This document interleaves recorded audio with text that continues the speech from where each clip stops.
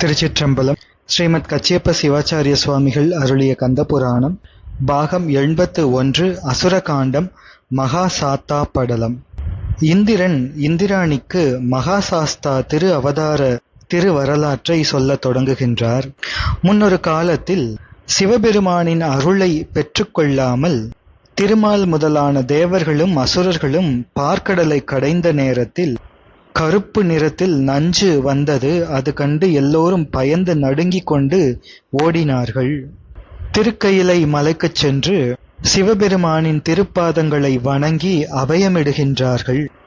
அவர்களுக்கெல்லாம் அருள் கொடுத்து எம்பெருமான் யாராலும் உண்பதற்கரிதாகிய அந்த பெரிய நஞ்சை உண்டு எல்லோரையும் காத்தருளினார். பின்பு திருமால் உள்ளிட்ட தேவர்களுக்கு திருவார்த்தை சொல்கின்றார் சிவபெருமான். நீங்கள் எல்லோரும் சென்று பார்க்கடலை கடையுங்கள், இப்பொழுது அமுதம் அங்கு எழும் என்று கூறியருள எல்லோரும் மறுபடியும் பார்க்கடலுக்குச் சென்று முன்பு போல கடைந்தார்கள். அப்பொழுது கூட அவர்கள் யானை முகமுடைய விநாயக பெருமானை வழிபாடு செய்யாமல் பார்க்கடலை கடையத் தொடங்கினார்கள். விநாயக பெருமானை வணங்காமல் வழிபாடு செய்யாமல் பார்க்கடலை கடையத் தொடங்கிய அந்த காரணத்தினால் பார்க்கடலின் நடுவில் மத்தாக நிறுவப்பட்டுள்ள மந்தரமலை நிலை குலைந்து தவறி விழுந்தது. தவறி விழுந்ததோடு மட்டுமல்லாமல் அது பாதாள உலகம் வரை சென்றுவிட்டது. இதன் காரணத்தை உணர்ந்து கொண்டு எமது விநாயக பெருமானை திருமால் உள்ளிட்ட தேவர்கள் அனைவரும் அர்ச்சித்து வணங்கினார்கள்.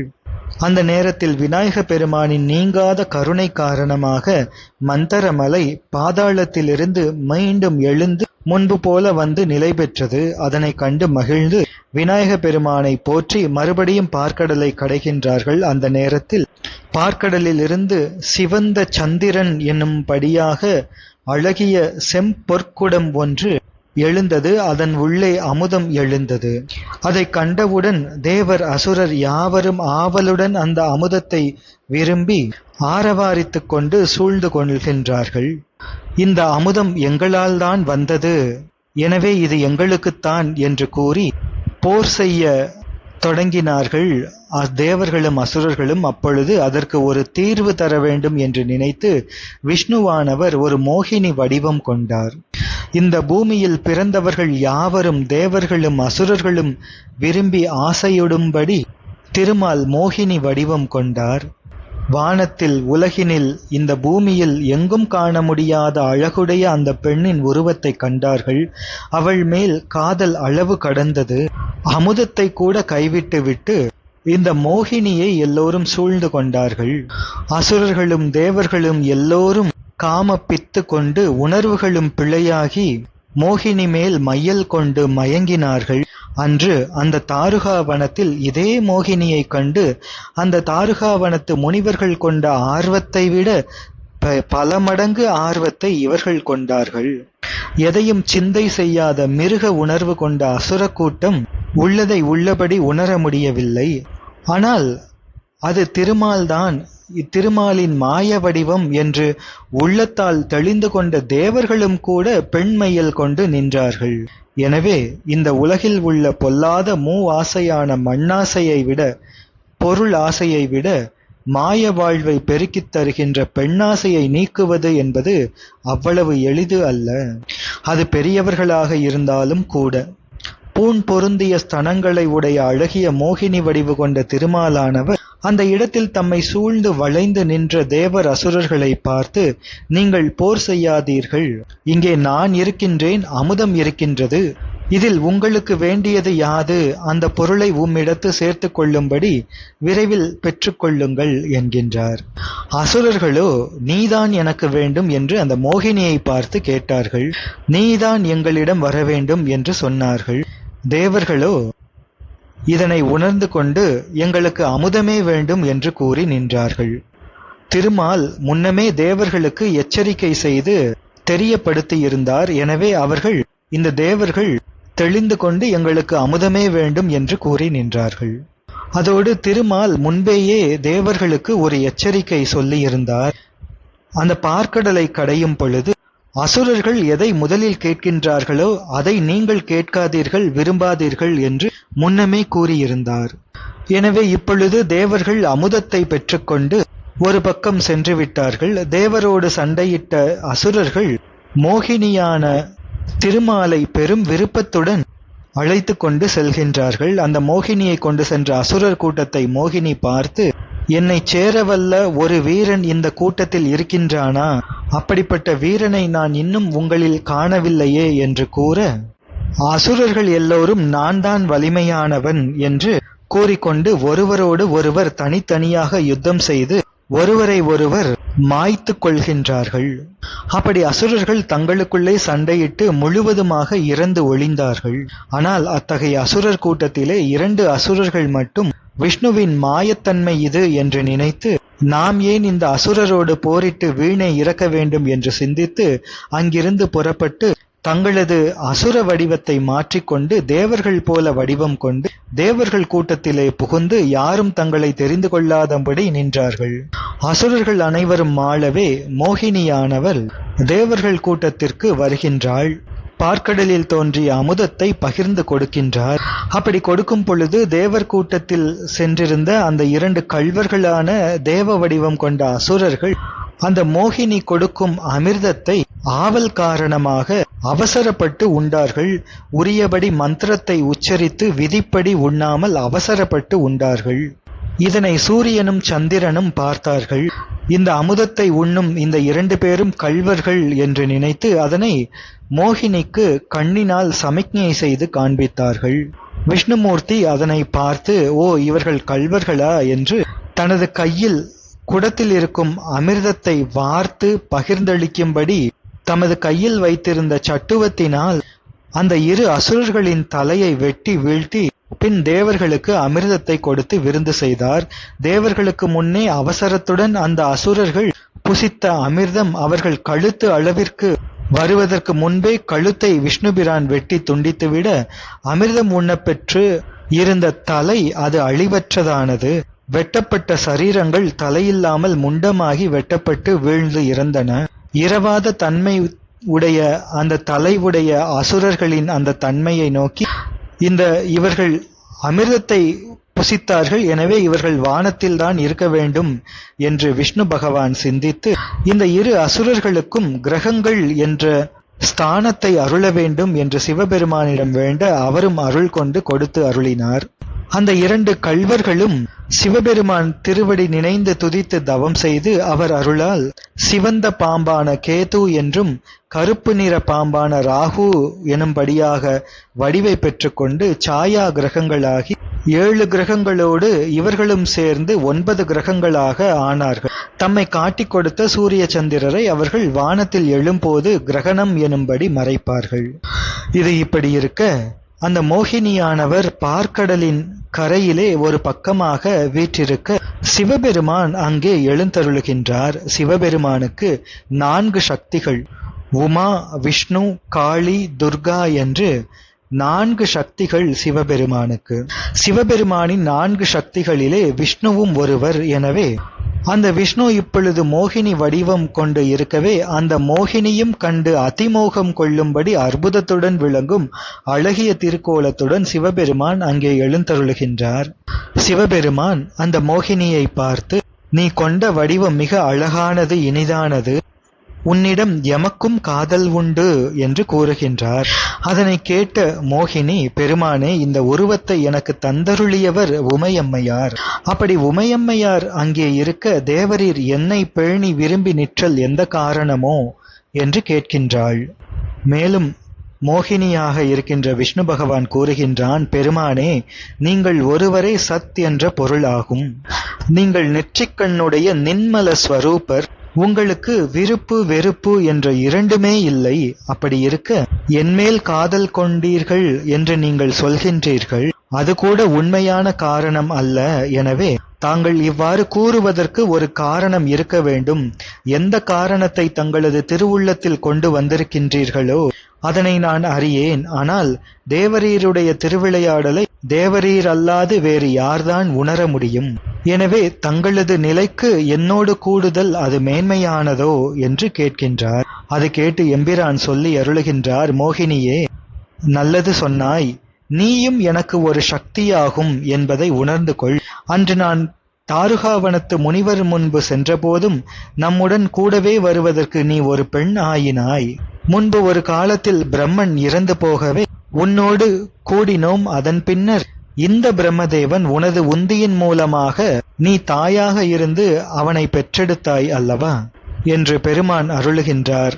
மோகினி நாணத்துடன் ஓடுகின்றாள். சிவபெருமான் மோகினியின் கையினை தமது திருக்கரத்தால் பிடித்து அருளினார். மோகினியை அழைத்து கொண்டு இந்த பூமியில் நாவலந்தீவு என்ற ஜம்பூத்தீவில் வடதிசையில் சாலமரம் என்ற ஒரு மரத்தின் நீழலில் சேர்ந்து அருளினார்கள். அப்படி இருவரும் சேர்ந்து அருளும் போது அவர்கள் காரி உமிழ்ந்த வாய் நீர் அது கண்டகி என்ற பெயர் கொண்ட நதியாக பெருகிச் சென்றது. அந்த கண்டகி என்னும் நதியிலே வஜ்ரதந்தி என்றப்படுகின்ற புழுக்கள், அவைகள் சக்கர ரேகைகளை தன்னிடத்தை கொண்டவை. அந்த புழுக்கள் தோன்றின. அவைகள் தங்க நிறம் கொண்டவைகள். அந்த புழுக்கள் கண்டகி எனும் ஆற்றங்கரையில் உள்ள மணலிலே தாங்கள் இருப்பதற்காக கூடுகளை செய்து அதிலே சில நாட்கள் வரை இருந்து பின்னர் அந்த புழுக்கள் இறந்து போகும். அந்த புழுக்கள் இறந்த பின் அந்த கூடுகள் சக்கரக்குறியோடு தோன்றியிருக்கும். கண்டகி நதியின் அலைகள் இவைகளை இழுத்து கொண்டு வந்து சேர்க்கும். அந்த புழுக்கள் இருந்த கூடுகளை இந்த பூமியில் உள்ளவர்கள் எடுத்துச் சென்று உள்ளே இருக்கின்ற பொன்னை நீக்கி அதிலே உள்ள சக்கரக்குறி முதலான அடையாளங்களை பார்த்து இது இன்ன மூர்த்தியின் வடிவம் என்று தெரிந்து கொள்வார்கள். இவைகளை நாராயண கடவுள் என்றே கொண்டு அன்பினால் இந்த பூமியில் அர்ச்சனை செய்வார்கள். அதனுடைய பெயர் சாலக்கிராமம் என்பது ஆகும். சிவபெருமானும் நாராயண கடவுளும் கூடிய சாலமர நிழலில் அங்கிருந்துதான் இந்த கூடுகள் தோன்றியன மூல காரணம். எனவே அதற்கு சாலக்கிராமம் என்றே பெயரிட்டனர். அப்படி சிவபெருமானும் மோகினி வடிவம் இருந்த விஷ்ணுவும் கூடிய பொழுது அந்த காலத்திலே எம்மை வாழ்விக்கும் ஐயனார் பகவான் வந்து தோன்றினார்.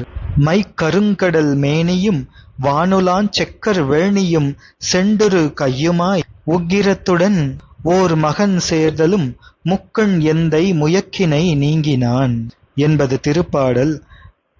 ஐயனார் என்று அழைக்கப்படுகின்ற அந்த மகா சாஸ்தா அவர் இருண்ட கருங்கடல் போன்ற திருமேனியும் சிவந்த சடையும் கையிலே செண்டும் உடையவராய் உக்ர நிலையை உடையவராக அந்த புத்திரன் தோன்றி அருளினார். அவ்வாறு மகாசாஸ்தா அவதாரம் செய்தவுடன் சிவபெருமானும் மோகினியும் நீங்கினர் சேர்க்கையிலிருந்து. அவ்வாறாகிய திருக்குமாரருக்கு ஹரிஹரபுத்திரன் என்ற நாமத்தை சூட்டினார்கள். அத்தகும் திருமைந்தற்கு ஹரிஹர புத்திரன் எனும் நாமம் புனைந்து பின் ஒத்த பான்மை உருத்திரர் தம்மோடும் வைத்து மிக்க வரம்பல நல்கியே என்பது திருப்பாடல். அந்த திருக்குமாரரான ஹரிஹர புத்திரருக்கு ருத்ரகணத்தவர்களுக்கு தலைமை தாங்கும் பதவியை அருளினார் சிவபெருமான். அதோடு பல வரங்களையும் ஐயனாருக்கு கொடுத்து அருளினார். புவனம் ஈந்து புவனத்து இறையென அவனை நல்கி அமரரும் மாதவர் எவரும் ஏத்திடும் ஏற்றமும் நல்கினான் சிவனது இன்னருள் செப்புதல் பாலதோ. ஹரிஹர புத்திரரான மகாசாஸ்தாவுக்கு என்று தனியான புவனம் ஒன்றை சிவபெருமான் கொடுத்தருளி அந்த புவனத்திற்கு அவரை கடவுளாக வைத்து தேவர்களும் முனிவர்களும் மற்றும் எல்லோரும் வணங்கி துதிக்கும் மேம்பாடும் மகாசாஸ்தாவிற்கு கொடுத்து அருளினார் சிவபெருமான். எனவே சிவபெருமானின் இனிய அருளின் திறத்தை நம்மால் சொல்ல முடியுமோ? முஜ்ஜகத்தை முழுதருள் மேனி கொண்டு அச்சுதன் தொழ அச்சுதன் போற்றிட மெச்சியே அவருக்கு விடை கொடுத்து எச்சமில் சிவன் ஏகினன் என்பவே. 3 உலகங்களையும் முழுவதும் காத்து அருள் செய்ய வல்ல திருமேனி கொண்டு மோகினியான திருமால் சிவபெருமானை துதிக்க தொழ தமது திருக்குமாரரான ஐயனாரும் சிவபெருமானை துதித்திட அவைகளை ஏற்றுக்கொண்டு தமது திருமகனாருக்கும் திருமாலுக்கும் விடை கொடுத்து சிவபெருமான் அங்கிருந்து மறைந்தருளினார். சிவபெருமான் மறைந்தருள திருமால் வைகுந்தலோகம் சென்று அருளினார். எமது ஐயனான மகாசாஸ்தாவும் தமக்குரிய புவனத்தில் அரசு வீற்றிருந்து காத்து அருளுகின்றார். ஹரிஹரபுத்திரர் எனும் ஐயனார் அளவு காண்பரிய வலிமையில் பெரிய பூதகணங்கள் தம்மோடும் எங்குமாகி நிறைந்து நின்று எல்லா உலகங்களையும் இரவு பகலாகிய எல்லா காலத்திலும் காத்து அருள் புரிந்து வருகின்றார். மண்ணகத்தவரும் வானவரும் மலர் அண்ணலும் தினம் அர்ச்சிக்கும் நீர்மையான் கண்ணனும் புகழப்படு காட்சியான் எண்ணின் அங்கு அவனுக்கு எதிர் இல்லையே. மகாசாஸ்தா அவர் இந்த பூமியில் உள்ளவர்களும் தேவர்களும் பிரம்மதேவரும் தினமும் அர்ச்சித்து வணங்கும் தன்மை உடையவராக இருக்கின்றார். நாராயண கடவுளும் புகழ்ந்து போற்றிடும் அற்புத காட்சியை உடையவர். எண்ணி பார்த்தால் ஐயனாருக்கு ஒப்பானவர் யாரும் இல்லை. இவ்வாறான அருள் தன்மை உடைய ஐயனார் பகவானே காவல் தெய்வமாக நின்றிடுகின்றார் என்று இந்த திருவரலாற்றை சொல்லுகின்ற இந்திரன் இந்திராணியிடம் சொல்கின்றான். அந்த மகாசாஸ்தாவே என் மீது உள்ள அன்பினால் உன்னை இங்கு வந்து காத்தருள் புரிவார், அவரே உத்தமர் என்று சொல்ல அதற்கு சம்மதம் தெரிவித்து நிற்கின்றாள் இந்திராணி.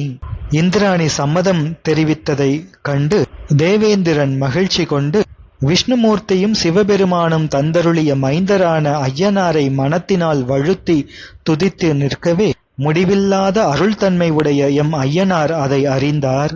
இந்திரனுக்கு காட்சி தருகின்றார் ஐயனார். காருருள் வெய்ய களிற்றிடையாகி பாரிடர் எண்ணிலர் பாங்குற நன்ன பூரணை புட்கலை பூம்புறம் மேவ வாரணம் ஊர்பவன் முன்னுற வந்தான் என்பது திருப்பாடல். மகாசாஸ்தா அவர் மேகத்தைப் போன்ற யானையின் மேல் எழுந்து கொண்டு பூதங்களெல்லாம் சூழ்ந்து வர பூர்ணாதேவி புஷ்கலாதேவி எனும் இரு தேவிமார்களுடன் மகாசாஸ்தா அந்த தேவிமார்கள் இருபுறமும் எழுந்தருளி வரும்படி இந்திரன் முன்பு திருக்காட்சி கொடுத்தார். 3 உலகங்களில் உள்ள எல்லாருக்கும் அரசனான இந்திரதேவன் ஐயனாருடைய பொன்னார்ந்த திருவடிகளில் தாழ்ந்து வணங்கி ஸ்தோத்திரம் செய்து நிற்க அந்த வேளை ஐயனார் பெருமான் இந்திரனை நோக்கி யாது வேண்டும் என்று சொல்வாயாக என்று கேட்கின்றார். இந்திரன் சொல்கின்றான், எம்பிரானே, சூரபத்மன் எங்களை வருத்துகின்ற அந்த கொடுமை, அதன் காரணமாக நாங்கள் தேவ உலகத்தை விட்டுவிட்டு நான் இந்திராணியோடு இந்த காட்டிலே மூங்கில் வடிவம் கொண்டு மறைந்திருந்து தவம் செய்து கொண்டிருந்தேன். சூரபத்மன் கொடுமையால் வருத்தமடைந்த தேவர்கள் அதனை சகிக்க முடியாமல் கவலையுடன் என்னிடம் முறையிட சிவபெருமானிடம் எங்களது துயரத்தை சொல்லி முறைப்பட திருக்கயிலை மலைக்கு செல்கின்றேன்.